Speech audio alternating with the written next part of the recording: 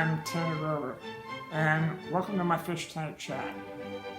On today's episode, I'm going to talk about the time when myself, my good friends Mike Tomaselli and Mike Wallace traveled to New York City to take in WrestleMania 20. It was March 2004, and we went down with my parents, Merritt and Trish, and my sister Allison, and it was an insane little journey we had, an insane little weekend. Group of people from Maine who live in the small coastal town of Boothbay Harbor. We don't get out much, we were very much fish out of water. This story is not meant for the kiddos, so there's your fair warning. But I hope you enjoy what you're about to hear. And the crazy thing is, it's all true.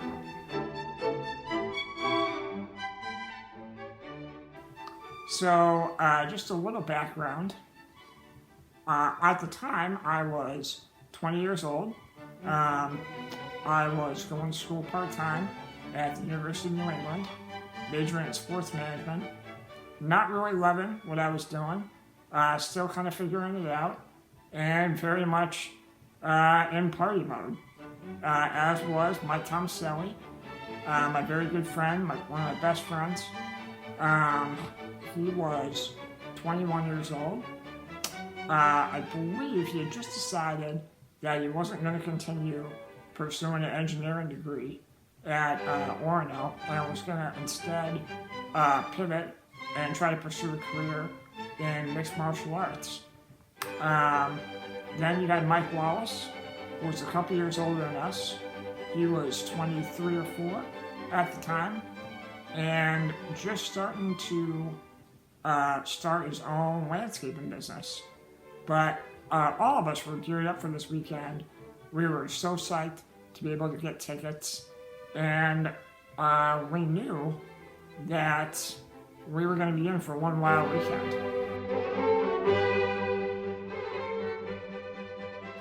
So we had rooms at Hotel Pennsylvania, and I remember pulling up to the hotel, and I want to say this place was, I don't know, maybe a dozen stories high or something like that. I remember our rooms were on the 8th floor, but we're pulling up and we're getting out of our van, and I remember the parking lot attendant, maybe it was a concierge or something like that, was helping us with stuff. And Wallace hops out of the van, and this is what he brought to New York City. This is his, big weekend away. He's got a pillow under one arm, a trash bag full of clothes slung over his shoulder, and a half-gallon of Allen's coffee brandy. And I remember one of the hotel workers trying to help him with his brandy, and Wallace pulling away, like, get away from my brandy, this is mine. And it was just kind of a funny visual, but that was the type of people that these employees at the Hotel Pennsylvania were dealing with. We were definitely not in our element, but that's all right. We were going to do our best to not necessarily adapt to NYC, but make NYC adapt to us. So we settled into our hotel rooms. Myself, Merritt, Trish, Allison, we had a suite, and then Tomaselli and Wallace, they had a suite. So I go over to Tomaselli and Wallace's room, and we start drinking. We're drinking coffee brandy. And, we're settled in, we got a nice little glow on, and now it's time to go to dinner. So we had reservations at this place, Ben Benson's Steakhouse, which I don't believe is open anymore. But anyway, we go in there, and our table's not quite ready yet. So we belly up to the bar, and Wallace goes, I remember Wallace going, like, can I get a coffee brandy and milk? Well, they didn't have coffee brandy in New York City, surprise, surprise. So we had to settle for a White Russian. Take it from me, if you've never had brandy and milk before, but you've had a White Russian, just stick with the White Russians. So anyway, I have to use the bathroom, and to do that, I need assistance from my father, Merritt. I use a urinal or a portable john. We call it the jug. And so anyway, he's like, yeah, all right, I'll help you out. And Merritt goes and he turns, and the jug falls from his trench coat that he was wearing. And as he bends down to go to pick it up, he friggin' kicks the thing 20 feet across their dining room floor. And I'm like, whoa. So we're cracking up, we're laughing. People are looking around like, what is this? So Merritt goes, hustles over, grabs the jug, we go, do our business. By the time we're done, everyone's set, right? So we go to the table, and now we're getting ready to order food. So we're looking at the menu, and we don't realize that a lot of these items are meant to be shared. And it's a little confusing, and I gotta blame the wait staff. They didn't exactly clarify, how you should properly order in this Ben Benson Steakhouse. So anyways, we're ordering food, and the server gets around to Tomaselli. Now, Tomaselli, he likes his foods. He's a bigger dude, he likes to eat. So he orders a double porterhouse and a double filet. So the server doesn't really bat an eye. Maybe they think, all right, he's ordering all this meat. This guy's likely to, share it with the table. So then Wallace is next. And I could tell that Wallace, he's either A, kind of drunk, or B, just disinterested in reading the menu. Maybe a combination of both. But he puts the menu down and so confidently turns to the server and just says, fuck it, I'll have the same thing. And the server's like, really? But they put in the order, they went back to the kitchen, where they promptly cooked up, I'm gonna have to say, an entire cow, and then brought that out to our table. The amount of meat was insane. I want to say that each of them had 80 ounces of meat. It was legit 80 ounces of steak. It's the most meat I've ever seen in my entire life. Now Wallace was a bit overwhelmed by everything, and I think he was even a little bit apologetic. Tomaselli, on the other hand, was like, oh yeah, baby, I am going to get after this one right now. So he starts to dig into this like friggin', Tyrannosaurus Rex getting a meal in Jurassic Park. And he's just ripping into this stuff. And he finishes with the double porterhouse. Now he's getting into the double filet. And I can tell he's starting to slow down and hit a wall. And in my twisted mind, I'm like, oh, no. I'm like, come on, Tomaselli. You got this. You're going to finish that steak. Right? You ordered it. Bring it on. Let's go. You got this. And so he's like, yeah, I'm going to finish this. So Tomaselli's getting after it, and he is taking this steak down. And it's so insane that the server tells the other people from the kitchen, yo, you gotta come out, you gotta check this guy out. And pretty soon, our table is surrounded by the Ben Benson staff. And they're watching Tomaselli pound this steak. And he almost does it. He doesn't quite finish the entire meal, but I want to say he ate around 76 ounces of meat. I mean, he's got the meat sweats. He does not look good, but man, what a champ. And it was just an insane dinner. That was night one of our adventure, but holy crap. To only think that things could get crazier from there.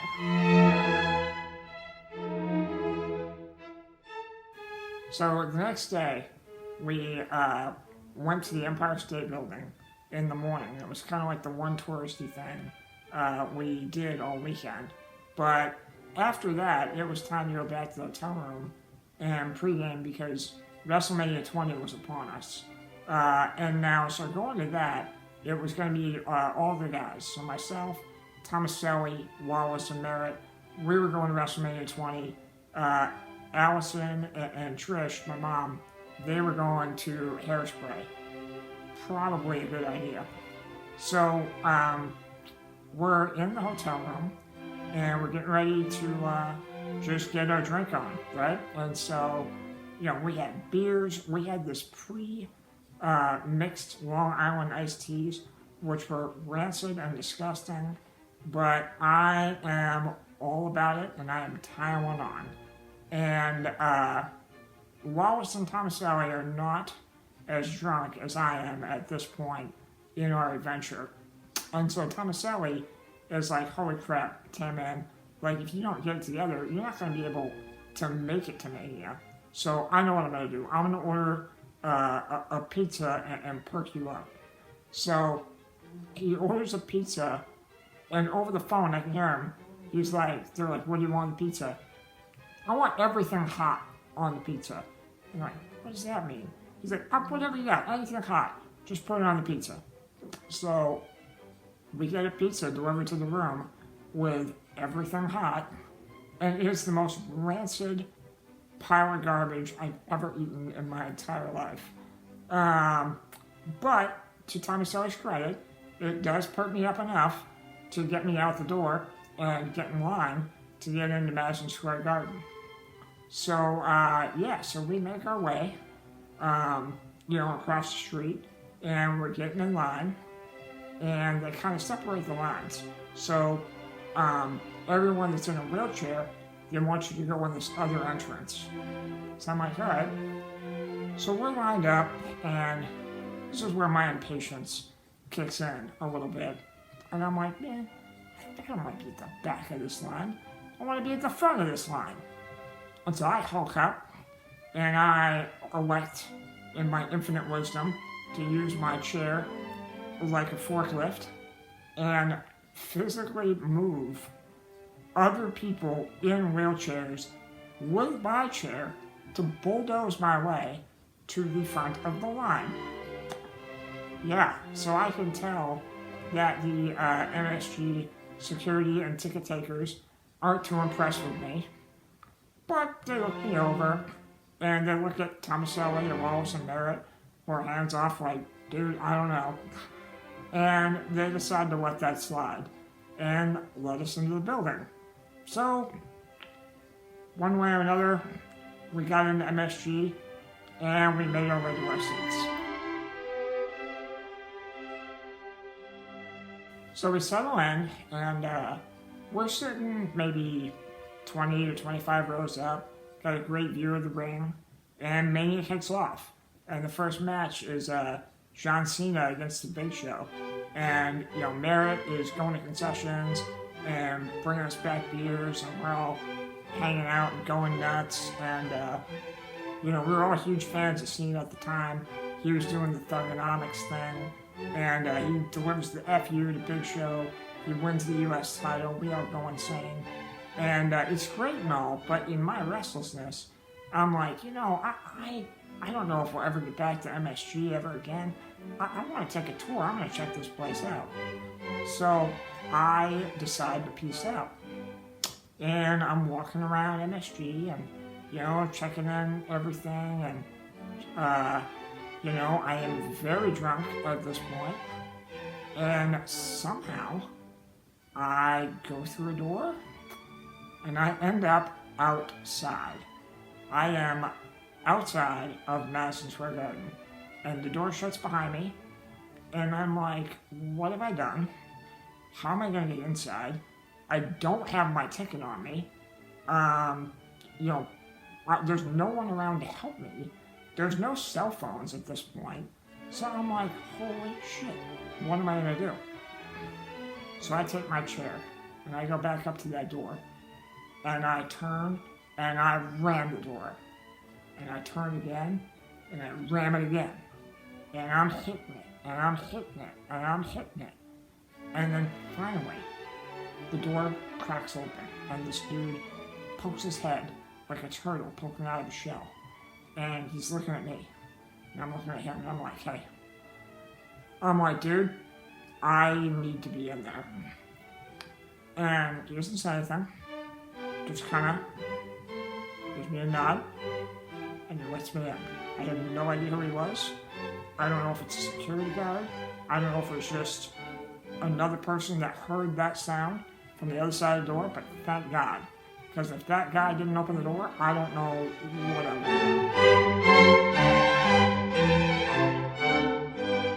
do. So I'm back in the arena, and now I'm like, alright, I should probably make my way back to our seats. And I don't really know where I am, I'm still pretty disoriented. But I see an elevator door open. And I'm like, huh, alright. So I go in the elevator, and there's an elevator operator. And he's looking at me, and I'm looking at him. And the only thing that comes to my mind is to say, Chris Jericho said I could sit front row. For those of you who don't know who Chris Jericho is, you've been living under a rock for the past 20 years. Because he's probably the biggest name in wrestling outside of Stone Cold Steve Austin and Dwayne "The Rock" Johnson. Chris Jericho's the man, and he's still killing it today. So anyway, Chris Jericho said I could sit front row.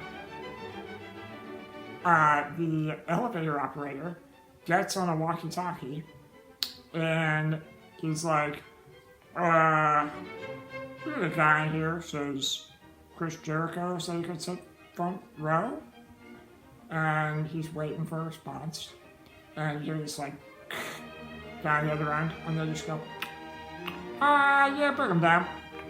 And the guy's like, okay, hits the button. I'm just like, shit, is this going down? So, elevator goes down, opens up, and the elevator guy kind of ushers me out, shows me, points me in the direction where I'm going. And sure enough, I'm in this like little backstage area, but it opens up. I'm on the floor of MSG, and I wheel right up, and I'm in the front row, and I am freaking out. I'm looking up, and there's 25, 30,000 people around me. Kane and The Undertaker are wrestling like 10 feet in front of me. It was the return of The Undertaker as the dead man. It was surreal. So I'm checking all this out. But even more interesting than all those grand things that are spatially further away was what was right next to me. As I looked to my right, and I totally just freaked out. There's a kid whose head is concave. The top of his head, is not there. It's like, the only way I can explain it, you all know what the cone heads are? Well, this kid was a cup head. Alright, so he's probably the Make-A-Wish kid. I'm the stupid idiot kid, right? But we're both sitting front row. He's having a good time, he's loving it. So I'm like, alright, cool, So that's to my right. I look to my left, and I want to say 3 seats away is Donald Trump. Like, legit, Donald Trump, our president. It's pre-apprentice. I will say that in person, he does not appear as orange as he does on TV. Now maybe he's just been eating, a lot of carrots for the last 16 years, I don't know. But there I am. I am ringside at WrestleMania, watching Undertaker and Kane. I got Cuphead to my right, Donald Trump to my left. This is amazing. So I'm watching that match, and then I'm like, alright, I have got to get back to my seats now, because I know that Tomaselli and Wallace and Merritt have got to be freaking out. So as amazing as that is, I go back to the elevator man. I'm like, hey, I gotta go back up. He brings me up, and yeah, it's just incredible. So I make it back to the boys, and they're freaking out. Where have you been? What the fuck? And I'm like, hey, I've been ringside. Relax. And they're like, no, you haven't. What are you talking about? I'm like, no, for real. I've been ringside. I'm like, what, you don't believe me? I'm like, no. I'm like, fine. Keep your eye on that spot right there, right by the middle of the WrestleMania sign. So I decide I'm going back. Alright? Screw these guys. So I go back to Elevator Man, and I'm like, hey, Jericho, so I get some for a rope, remember? It's like, oh, yeah. So I go back down. I pull right back up to my spot. I got Cuphead on my right, Donald Trump on my left, and I watched the final match of WrestleMania. It's Chris Benoit, Shawn Michaels, and Triple H. Benoit wins the big gold belt, and confetti comes down. Everyone's going nuts. Tom Selleck, Wallace, and Merritt must have spotted me, because Merritt came down. He probably convinced security to, that he needed to go supervise the stupid idiot that was front row. And it was a great, incredible moment. It was awesome. And so WrestleMania is over, and we're making our way back outside. We meet up with Thomas Selleck and Wallace. They're like, holy crap, you weren't lying. I'm like, yeah, I told you. How'd you do it? I tell them the whole Chris Jericho line and all that, which is insane to me that somehow works, but such is the power of Jericho. So anyways, from there, Merritt's like, all right, guys, I'm going to go back to the hotel, have fun, try not to die, which is insane. I can't believe that somehow at this point in the night, he's going to leave us completely unsupervised. We try to find a bar to go drinking at, which does not work well because I'm still 20 years old and underage. So we went to go and try our luck at the hotel bar. And lo and behold, Wallace befriends the bartender talking about golf. The bartender's an avid golfer, so is Wallace. So the bartender loves us and proceeds to feed us Long Island after Long Island after Long Island. Some point during our time there, I black out. Merritt somehow kind of hears about this and comes down to the bar and corrals us all, and our night ends. The next morning, I wake up with a pounding headache, and it's time to check out and make our way back to Maine. So Merritt says, all right, you gotta go round up Tomaselli and Wallace. Okay. So I go to the hotel room, and Tomaselli opens the door. He's got his hands over his head, and he's like, dude, I don't know what happened. I don't know what happened. And I'm like, what are you talking about? So I go in there, and in the middle of the night, sometime between that moment and getting back from the hotel bar, Tomaselli and Wallace decided to recreate WrestleMania. And this room is trashed. I'm talking Motley Crue level of destruction. The mattress is flipped over. The bed frame is broken. The kitchenette, all the cabinets, are like torn off the handles. The everything hot pizza is open on the windowsill. There are pigeons pecking away at that pizza over the windowsill. Down below on the ground is an entire case of Capri Sun pouches. They were dropping them like water balloons. I'm like, dude, what did you do? Tomaselli has no explanation at all. And then I'm like, well, where's Wallace? It's like, oh, he's in the bathroom. So I go in the bathroom. Wallace is hugging the toilet. He is puking profusely. And he's got blood on him. I'm like, what the hell, man? Like, come back and recreate a WrestleMania match, but this is like a, friggin' hardcore street fight. I mean, it was insane. So I'm like, all right, guys, you've got to get it together. We've got to get out of here ASAP. So, We go to the hotel lobby. Trish and Allison are getting the van. Merritt is checking out. And we're all kind of waiting in there. And a housekeeper comes up to the hotel clerk or manager, whomever is checking Mary out, and they have Polaroids. They took Polaroids of Tom Selleck and Wallace's room. So Merritt points at Mike and Mike, and he's like, "You two, come here." So they walk over kind of sheepishly. And they had to go back and help the housekeeper clean the room up, or we were going to get fined $500. They go and they do it, and I do wonder to this day if our names on some kind of list with the Hotel Pennsylvania, and they wouldn't let us back there for one reason or another.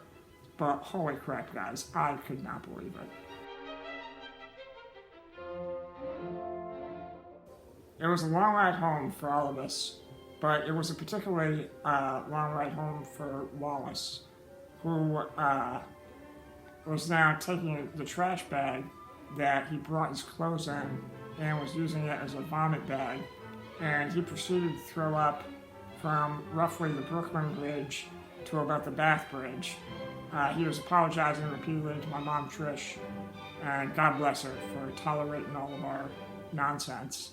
The only saving grace was, I remember stopping for lunch at a Quiznos in Massachusetts. Quiznos hadn't yet come to Maine, so we were all kind of excited to enjoy a toasted sub. Unfortunately, Wallace did not partake because he couldn't keep any food down. I always felt bad about that. But, hey, say living. We did eventually make it back to Boothbay.